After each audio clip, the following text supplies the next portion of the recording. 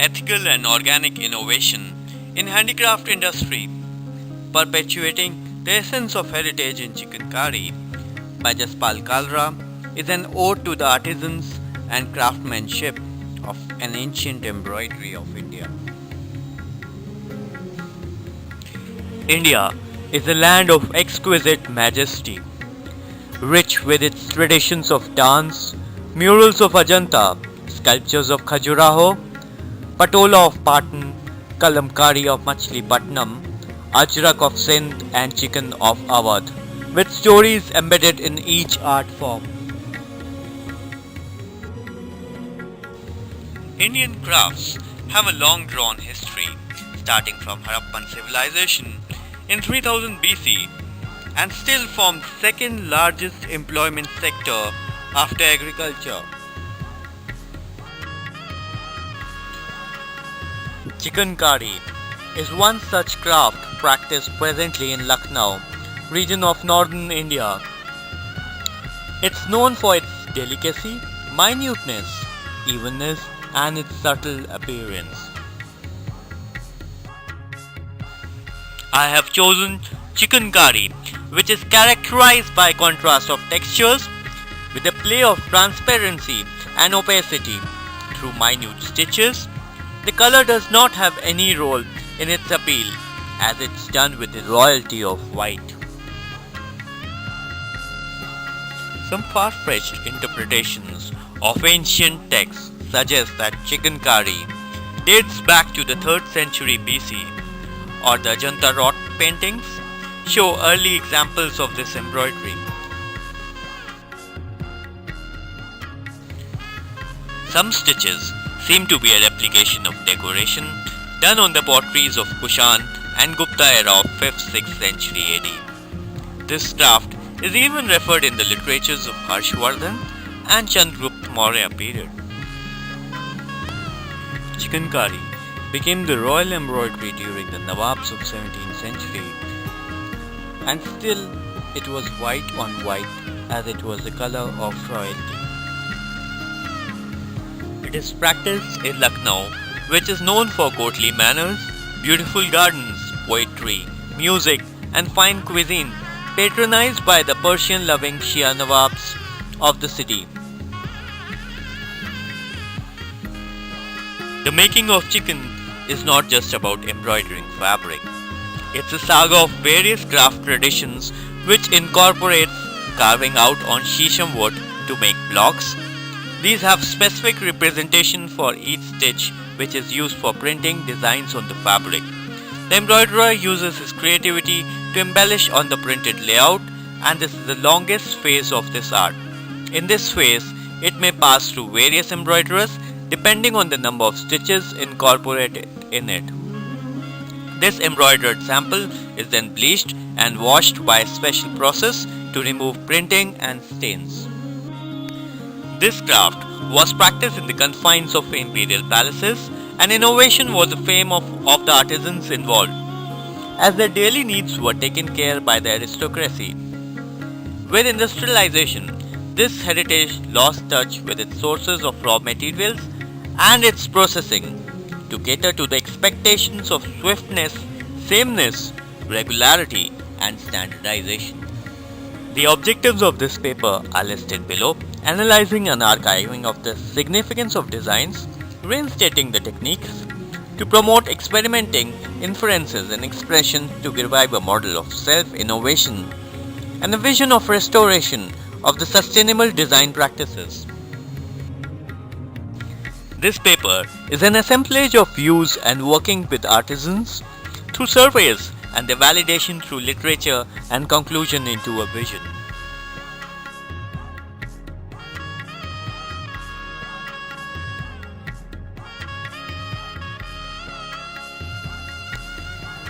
The motifs can be characterized into various dated groups according to the symbolism of decorative cults depicted, and it also helps in understanding the sustainable design practices.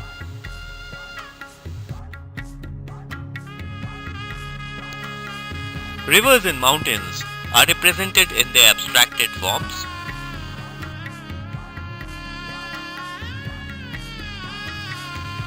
Moon represented in crescent shape is a motif of religious significance, used in some of the outfits and prayer caps. Lotus, which represents cosmic balance according to Rig Veda. It is also a solar symbol according to Hindu mythology and Gautam Buddha according to Buddhism. Many circular patterns have lotus as their axis, however, its presence in various borders and veils is also very common.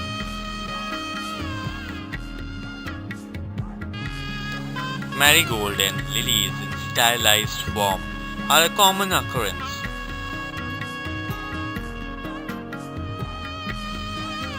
Tree of Life, as many other embroidery, it is the most prominent motif in chicken as well. Trees with base were found in Indus Valley civilization of Mohenjo-daro of 2nd millennium BC and was still common in Buddha's time. This tree is also represented as creeper of jasmine and various other flowers in chicken. Later, this tree of life developed into a keri or paisley.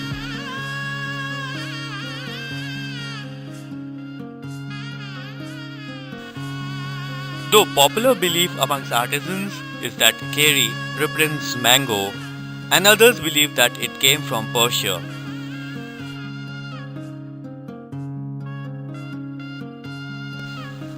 Turanj is a stylized papal leaf, indigenous to Himalayan foothills and sacred to both Hindus and Buddhists, though some artisans call it beetle leaf as well.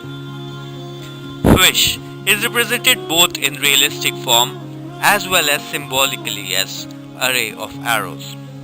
It's a depiction of life signifying water. Another animal motif, but not so prominent, is peacock, which symbolizes divine force and virtuous strength.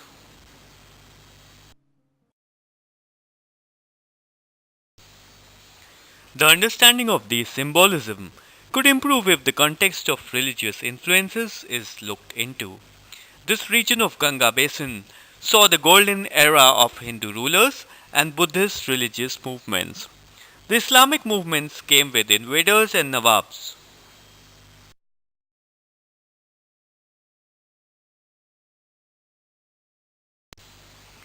Jalis reveal the underneath skin or colored fabric to give an accent of color to the otherwise white embroidery.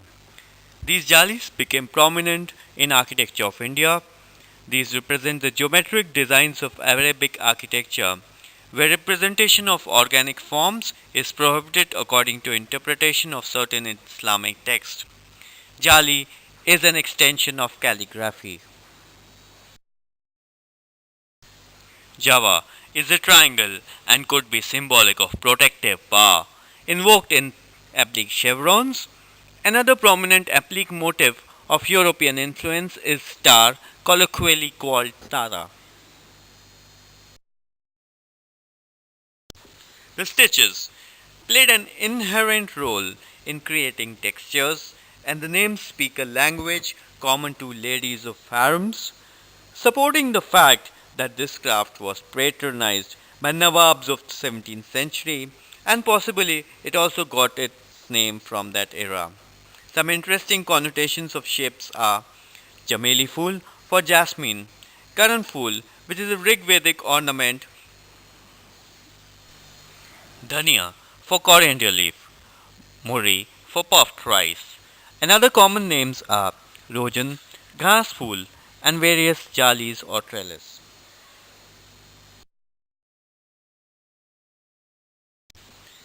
The layouts of motifs in various samples shows that most prominent is the Leheria arrangement of bales, in which the creeper runs diagonally from right to left.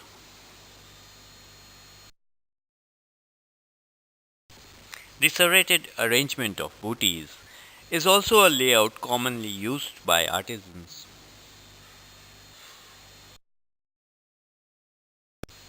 The flowers in bales of various samples in museums show that they are generally flipped in orientation to give a more continuous look to the bale.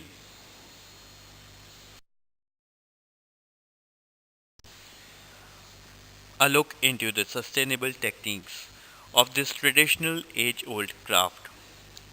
The printing and washing process of chicken had always involved organic products, but presently synthetic material like neil, edible gum, zinc oxide powder are being used in printing. The fumes originating in creation of gum and synthetic indigo emulsion cause respiratory problems.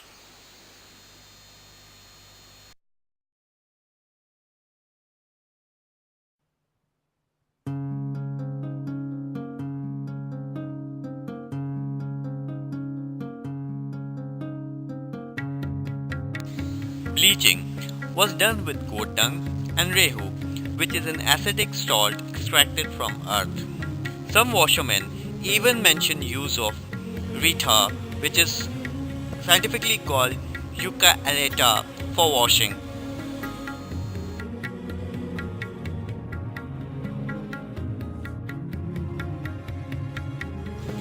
The traditional bleaching process of chicken is similar to one being still used in kalamkari and teli ajrak.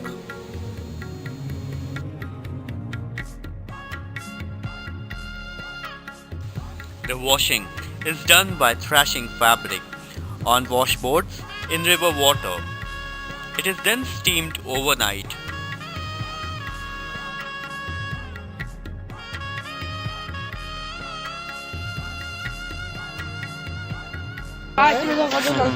उनके उसका अलग निकालते हैं तो वो रंगीन कपड़ा जो होता पहनने वाले तो ऐसे उसमें बोल देते अच्छा तो रात भर भाप के रख देते हैं तो गर्म होकर उससे मैल कर जाते तो धो डालते हैं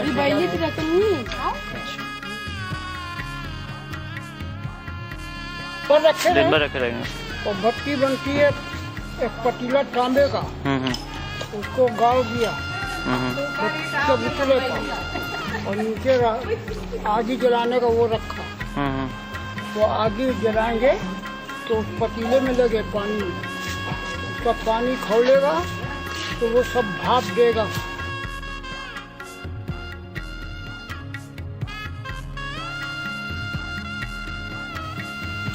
On the lines of traditional processes, an attempt was made to synthesize organic processes. The printing has been tried with three mediums: henna, fermented with dried lime; iron and molasses, fermented for 2 weeks and then mixed with fuller's earth; turmeric, moderated with alum.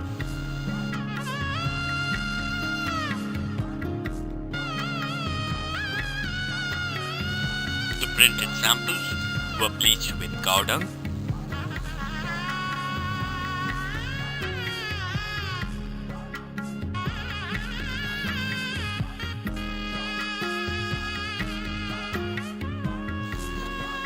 As you see in the visuals here, the bleached fabric was rinsed in water and then steamed. Last was tumble washing with yucca aleta and fuller's earth to remove stains and print marks.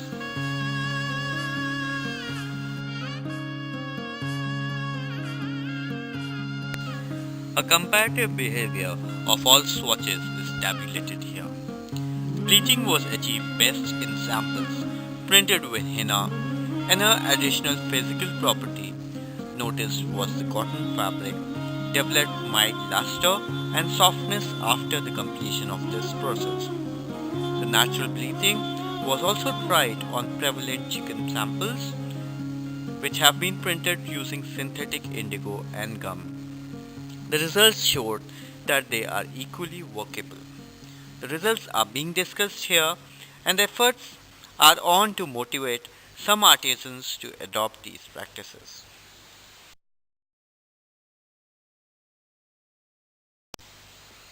An indigenous structure of an organization like Kalra needs to be developed to equip artisans to sustain themselves in modern world of mechanization. With a team of designers, craft historians, patrons and design students, regular experimentation and implementation of inferences is being undertaken with various organizations.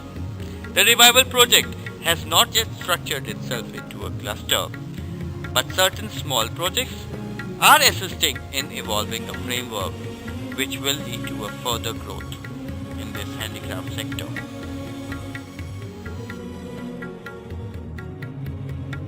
Imparting design skills to artisans, documentation and archival of quality and innovative samples to serve as a reference for artisans is a requirement to sustain this craft, and foremost is its accessibility to the creators.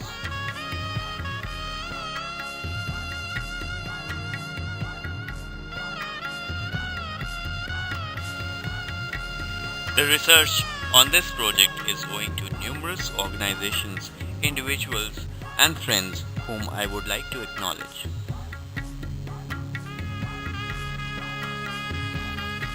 A sincere thanks with a spirit to revive this age-old tradition of chicken curry.